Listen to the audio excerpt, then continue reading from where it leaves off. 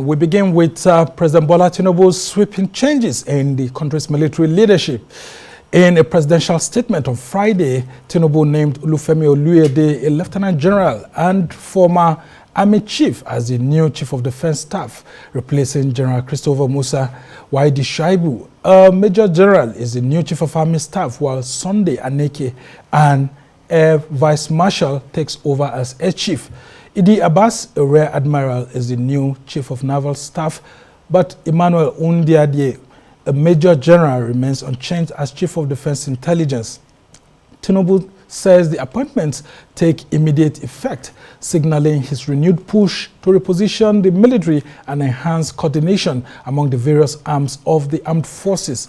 Now, the changes come weeks after the military issued a statement that it had arrested 16 officers for alleged indiscipline and breach of service regulations, denying a coup scare.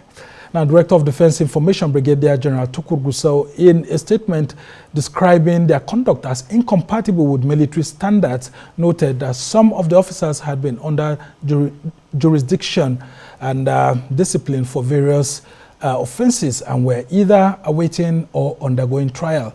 Now, the move also comes amid growing public pressure for stronger security outcomes as the country continues to battle terrorism, banditry, and other forms of violent crimes across several regions of Nigeria. Well, to help us make sense of this development, I'm glad to have joining me right here in the studio a former Chief of Standards and Evaluation at the Nigerian Army, retired Major General James Ataguba, PhD. And he's also a former Deputy Chief of Operations and the Pioneer Chief of the Joint Operations Center for the United Nations Mission in Liberia. He was also a Peacekeeping Affairs Officer at the UN headquarters in New York. Thank you so much, General, for joining us. Thank you so very much, and a very good evening, viewers. All right, President Tinubu just stung the nation with these changes. I know it's supposed to be returned after every 2 years. We either retain or have new services, but several people didn't see this coming. Unlike maybe the Buhari administration, where there were constant complaints and call for replacement of service chiefs, we've just seen President Tinubu just going ahead to actually do what's on his mind. I don't even think maybe some of these people in one way or the other would have had a hindsight on what was coming. But how strategic is this change? Well, it's very, very strategic. First and foremost, before I make any comment, let me sincerely say a big thank you to the outgone chiefs of defense staff and the other service chiefs. The truth is that they've given their best in the circumstance. Mm-hmm. I will also want to put it on record that they are on a tenured appointment, with the president having the discretion to either renew when it expires or end it at that first tour of duty. In the circumstance we have found ourselves, with the insecurity, every now and then we have people even believe it's getting worse. So the president in most cases will have no choice but to tinker with the architecture. And I tell you, these recent changes that have just taken place, the people who have been brought on board, competence is one of the key criteria. Before we've had instances where appointments are based on so many other sentiments and the rest. But this merit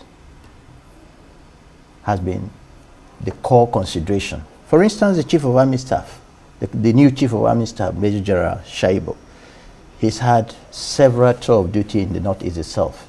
He was the GOC of 7 Div. He was the theater commander before this appointment. And I can say so for the other service chiefs. So it's a routine. And more so when you want people with new ideas to come on board, this can never be rolled out. But I will also want to state that it's not always in the best interest of the system for the routine changes that have taken place to be misconstrued, because most times you see service chiefs fired. No, they've just been relieved of their appointment for new guys to take over, bring in their own wealth of experience. And if you check, is it in line with the Armed Forces Act? Yes, definitely. So it's in line supposed to be 2 years. Yes, renewable at the discretion. Yeah, if it's not renewed, isn't that a vote of confidence by the president on the outgoing service chiefs? You said what? If it's not renewed, yes, isn't it a vote of no confidence? No. I will not see it from chiefs? that. See, if he was not comfortable, because he could have as well renewed it, then he could have as well sacked them before now. That's to tell you that he was comfortable. But you know, when there's renewed agitation, complaints here and there, you just, doing nothing is not an option. And so this is one of the key considerations. And I'm sure we have not seen the end of it. Other architecture, security architecture is likely going to be affected as well. Not just the military. You have the intelligence community and the rest. I'm pretty sure we have just seen the beginning of so many other things to come. So that at the end of the day, the citizens will come to terms with the fact that the president is doing the best he can to tame this insecurity that has become a monster that is staring everyone in the eyes.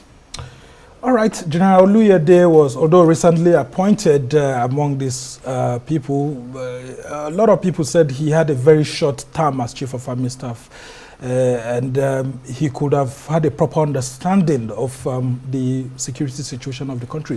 What sort of experience do you expect him to bring to this new position as Chief of Defense Staff? You see, the strategic nature of this appointment is the fact that the whole service chiefs were not laid off. So it has given room for continuity, institutional memory. Okay, so it's done in such a way that the system itself, it's a very gradual change that has taken place. Now to Oluyede himself, the general now, he has been in the Northeast himself.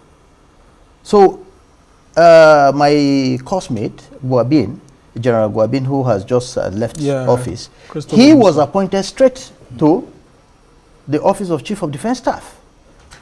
So he had even that's Lieutenant General Oluyede had the opportunity of being there for some months. So I would see it as even a grooming opportunity before moving to the higher office. So there is absolutely nothing wrong, and I dare say that he will bring far more experience to bear as well. Okay, interesting perspective there. And I want you to talk a little bit about military politics, because a whole lot of people keep reading meanings into what's been going on. Why must we continue to have the Chief of Army Staff being transplanted into the Chief of Defense Staff? Why must it always be the Army? Of recent, unlike previously where we have the Air Force and maybe the Navy, I mean, they just keep succeeding each other. Is it a political decision, or... You know, I made mention of something before, that most times certain decisions that are taken that is in the best interest of the country, sometimes it's looked upon from a different perspective. That the Army is producing the Chief of Defense Staff of late, you could look at it from the fact that probably because the insecurity we have predominantly is land-based. For instance, if you have a joint operations center, whoever, the area of consideration is where the commander of that joint operation will come out from. For instance, if it's maritime-based operation, you now see the Navy. It's a joint operation, but because it's maritime-based, you see the Navy. If it's more of air operations, you see the Air Force taking the center stage. So in this case, predominantly most of these issues we're having are land-based. Which part of this country is not in trouble, if I may ask? Virtually everywhere. So the other arms, Air Force, Navy, are more or less supporting the Army to suppress the insurgency, the banditry, and the rest. So from that consideration, I think getting the Army to head is justified. All right, General Ataguba, I'm reading right now the Armed Forces Act, and it says on appointment of service chiefs, Section 18, subsection 1, the President may, after consultation with the Chief of Defense Staff and subject to confirmation by the National Assembly, appoint such officers in this act referred to as, quote, the service chiefs as he thinks fit, in whom the command of the Army, Navy, and Air Force, as the case may be, and their reserves shall be vested. The service chief shall be known as, in the case of Nigerian Army, Chief of Army Staff, and all of that. So, could the president have consulted with the outgoing Chief of Defense Staff before sacking him? You see, I'm not comfortable with that word, sacking. Oh, well, okay. Before the end of his tenure. Exactly. I feel more comfortable that way. Because he could have renewed his tenure too. Yes. And just like I said, he could have also relieved him of his appointment even before the 2-year elapsed. That he waited for him to finish his tour of duty tells you that he had absolute confidence. But for other consideration, he felt, let's bring these new guys to, try new tricks and see if it will work. So I think from that perspective, I will not say sack. Then, in terms of, it's not impossible he consulted him, because he still remains part and parcel of the armed forces of Nigeria until he left. And even now that he has left, he will still be called upon to advise where necessary. Because those of us who are retired, once in a while, we are called back to the system. As if he doesn't take it with bitterness. No.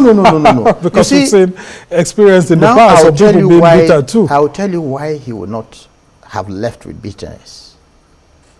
We started in 1986. Before we left academy, some of our colleagues had died. We passed out 91, and by 91, some of us were already in Liberia. Most of our colleagues that were lost, the members of 38 regular corps, died in that operation in Liberia. But he was lucky to have gone all through, made a 2-star, eventually became, the Chief of Defense Staff. So I see him as a fulfilled man. And he is somebody who has a very, very good heart. From our interaction, he's my classmate, we see him, somebody who is ready to give his all. So anytime he's called upon, I can say without hesitation that he will be prepared at any point in time. We've had service chiefs who have come back to render services to the country. Major General Mongunu is one of them. He came back as National Security Advisor. So when very renowned officers who have excelled in their career have had the privilege of being service chief of defense staff, and they leave, they are in a pool that can always be called upon to serve the country in another capacity. You know why I'm asking this, General? A whole lot of young people just seem to like General Christopher Musa. I mean, I don't know, they're endeared to him maybe because of the way he relates, and then he talks more, unlike other previous chiefs of defense staff and all of that. So a whole lot of people felt emotional at some point. They just felt like, okay, this guy was a very fine officer, gentleman. And then the political arrangement that brought him, coming from, Southern Kaduna and then the Northwest, and being a Christian minority and all of that, it really fit in properly. And people were helping to commend President Tinubu for doing that calculation. And they felt that calculation should take him into the elections. And just midterm, we are hearing that he's sacked. His tenure has ended, like you said. And so people are beginning to do some permutations on behalf of the president going to the election, saying that maybe this could have been a strategic misstep by Mr. President. Maybe some minorities may not take it very well. And maybe it's a political miscalculation. I don't know if you've been seeing things like this and what your opinion could be. I want to use this opportunity to appeal to us Nigerians. The military is a unique setup. It should not be dragged into politics. But the president considers politics before appointing his service chiefs. Like the distribution you can see now. Listen, even if he considers, he looks at the political arrangement, the truth is that competence is the watchword, is the core word in this instance. Because if you say because you want to have, for political expediency, you go and bring somebody who cannot lead the armed forces, you are putting the country at risk. So no matter the political calculation, the competence of the person that is being brought on board is the #1 consideration, because the president the entire country stand the risk of losing so much, in terms of the citizens being killed, as we're witnessing, in terms of infrastructures being ruined. So the political calculation, as much as possible, should be reduced to the barest minimum in selecting service chiefs. If I may even take us beyond the shores of this country, what happens in other climes, in the US? Do we start looking at, is he from Ohio, or is he from Florida, or is he from New York before appointments are made? No. So we should be, aiming at something better. Insulate the entire military from the political arena. That way, you have a far more professional military, which will serve the interests of the president and will serve the interests of all Nigerians. All right. Just before we come to each of the branch chiefs that have been appointed, I want to talk about the new chief of defense staff now, General Oluyede. People looking at what General Irabor did and what General Christopher Musa did will say that he has a big assignment ahead of him.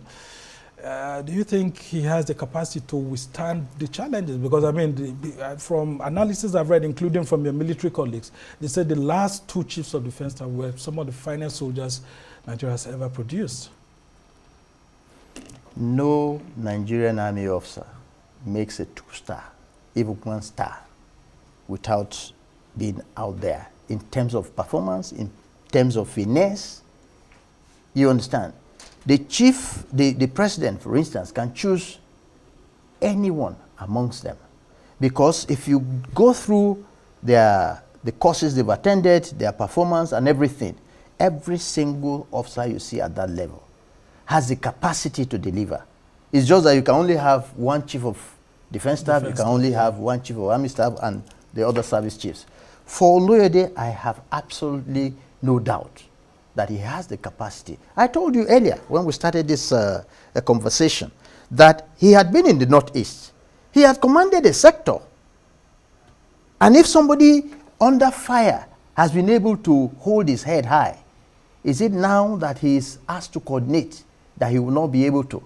For us in the military, when you have a superior who has left office and left some legacies, what you try to do is improve on that. Yeah. And so I am very, very confident of his ability to run that office effectively and to be supported by this crop of fantastic service chiefs that have just been brought on board. All right. Now let's talk about YG Shaibu. How much do we know about this gentleman and what he's been doing? What are some acts of bravery that he has done in the defense of the Nigerian people? And I know he actually comes from Kogi State and then, I mean, from your own place too. I must tell you, he has been in the theater, like I said before, and he has been wounded in action on more than 2-3 occasions. Evacuated, recovered, back again to the theater. So, he has enormous experience. He has gone through it. He has seen it all. And so most of the challenges he encountered, either as the General Officer Commanding of 8th Division or as a theater commander, he is now in the saddle to take care of those challenges. He is not somebody who has been in the office all through. Mm-hmm. From his junior rank, he has been there in the theater. And so I have absolutely no reason to doubt his ability to turn the tide against these insurgents. All right, and then we have Air Vice Marshal Sunday Kelvin Aneke. How much do we know of this officer? You see, these officers, I am the member of 38 regular course, and I had the privilege of sharing, being with them in the same academy. Mm-hmm. So I know them personally, from Aneke to Abbas. Yeah, these are officers that I know very well.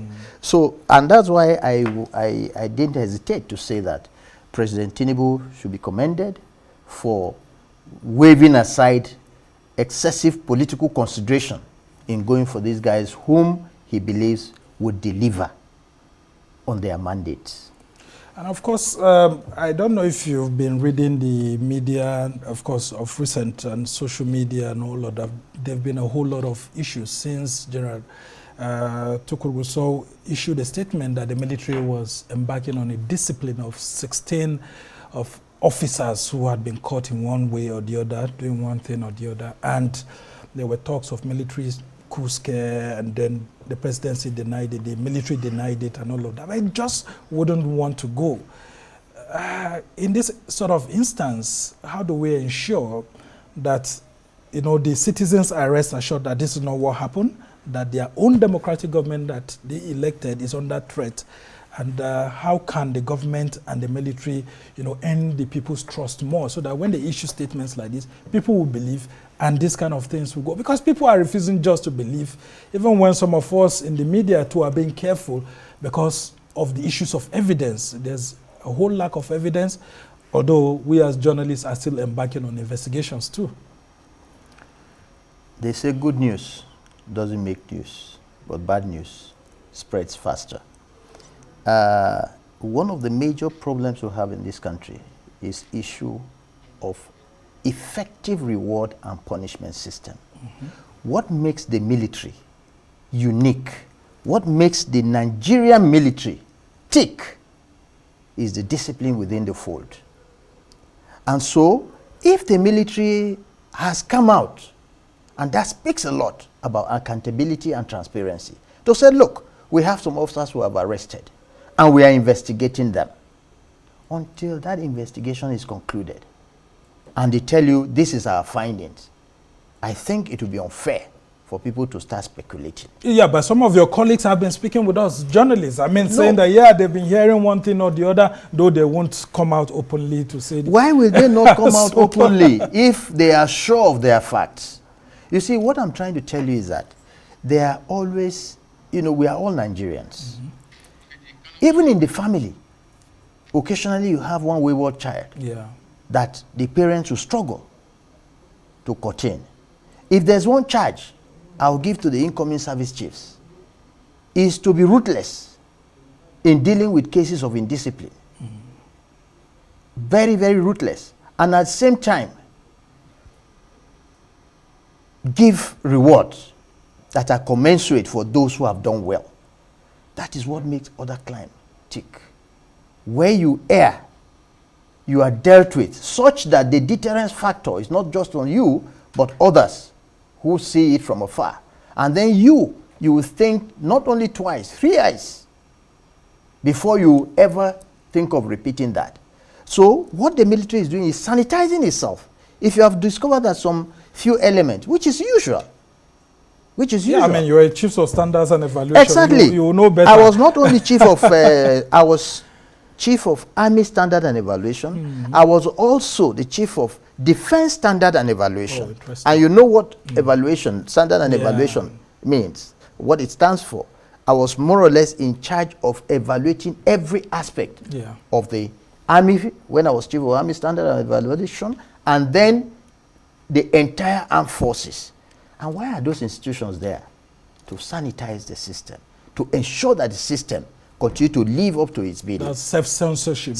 Yes. I mean, that's a good part. You carry out self-auditing to ensure that at every point in time, mandate accomplishment is not threatened by indiscipline and all that. All right, as we try to wrap up this conversation, General, a whole lot of people I've spoken with have said that all of these appointees may not perform well if the president doesn't devote the right resources and ensure that budgetary approvals get in on time to purchase equipment, motivate the officers and personnel on time.